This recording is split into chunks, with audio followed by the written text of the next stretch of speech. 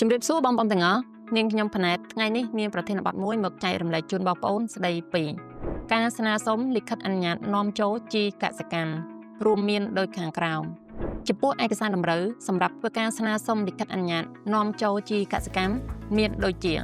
ចំណុចទី1វិញ្ញាបនបត្រចុះបញ្ជីនៅក្រសួងពាណិជ្ជកម្មបានបតង់ឆ្នាំចុងក្រោយវត្តទិនចំណុចទី2លិខិតទេសិតឬ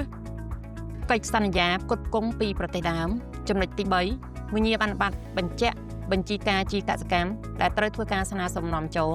ចំណុចទី4គំរូស្លាកសញ្ញាព័ត៌មានជាភាសាខ្មែរ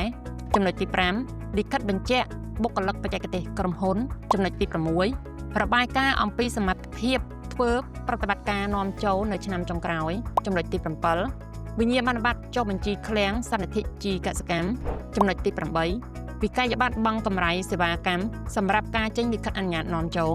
ចំណុចទី9soft copy នៃបញ្ជីឈ្មោះជីកសិកម្មដែលធ្វើការស្នើសុំចុះបញ្ជីគំរូស្លាកសញ្ញា